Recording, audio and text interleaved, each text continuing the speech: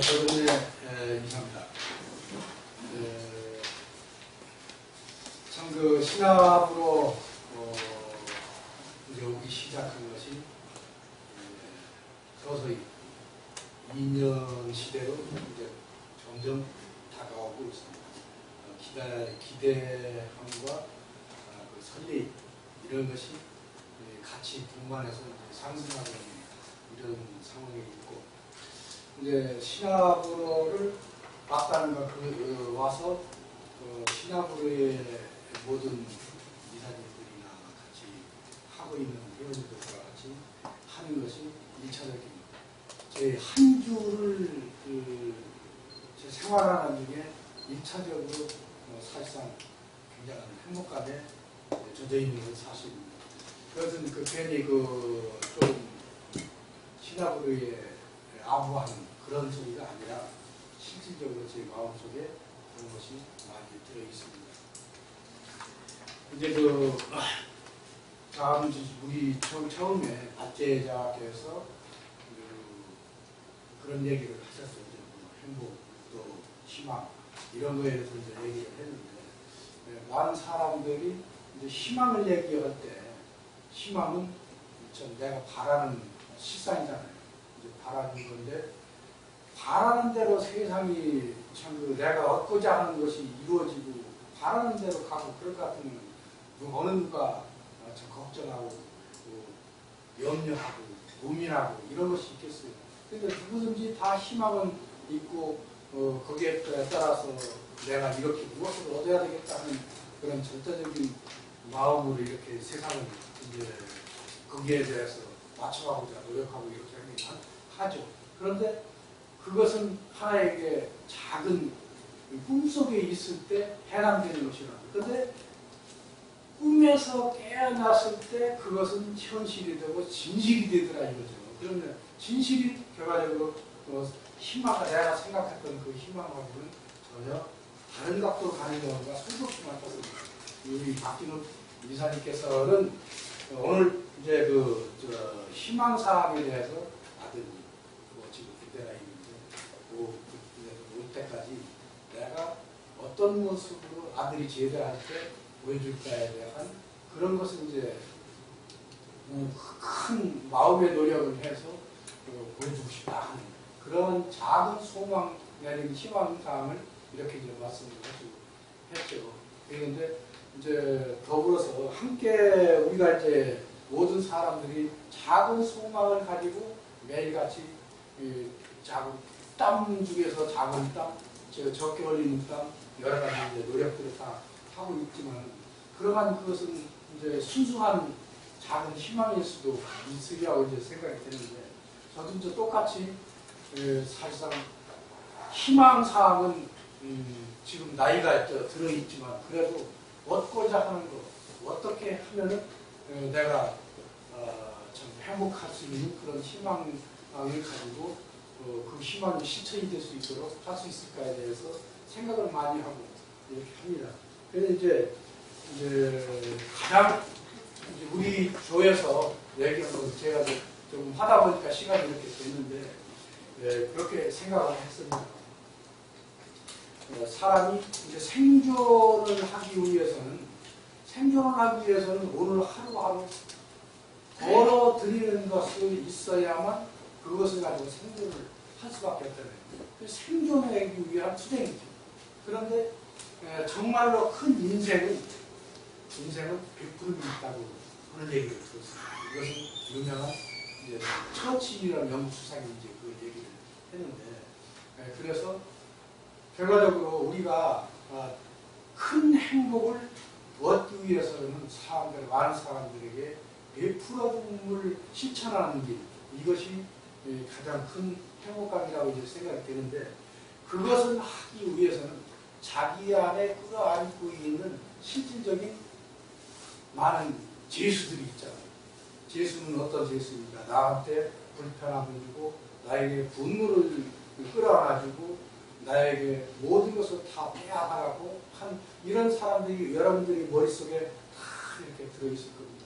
그래서 내가 가령 여러분 가지고 있는 지금의 뭐 많든지 없든 그 사람이 가지고 있는, 가령 예를 들어서 어떤 사람은 100억을 가지고 있는 사람은 100억이 전 재산이 될 수 있고 1000만 원밖에 없는 사람은 1000만 원이 전 재산이잖아요. 그러면은 1000만 원이 내가 가지고 있는 전 재산인데 그것을 손들이치 어떤 사람이 다 훑어서 가져갔다고 가정을 해보세요. 그러면 어떻게 되겠습니까? 절망감에 사로잡혀서 그야말로 거기에 있어서는 무슨 생각이 들겠어요? 어떻게든지 나한테 그러한 괴로움을 안치고 모든 것을 빼앗아간 그 사람을 향해서 거기에서 복수심 내지는 어떻게든지 그것을 찾기 위한 끊임없는 자기 노력을 하지 않겠습니까? 아니 100억을 가진 사람이랄 것 같은 건 1000만 원 같은 걸 뭐 그까지 없어졌어도 별로 큰 문제가 아니죠. 그런데 나한테 가지고 있는 정말 1000만원밖에 없어. 그런데 그것을 딱 뺏겠다고 가정을 해보세요. 그러면 이것은 사생겼다는 마음으로 어떻게든지 그 사람을 복수를 해야 되고 그 사람에게 그것을 찾기 위해서 별 생각을 하고 그 경우에 따라서는 정말로 마지막 극단적인 생각까지도 고려하지 않을 수 없는 그런 상황으로 우리는 이제 가고 있고 세상은 그렇기 때문에 결과적으로 이제 반복적인 순환 절차를 갖게 되죠.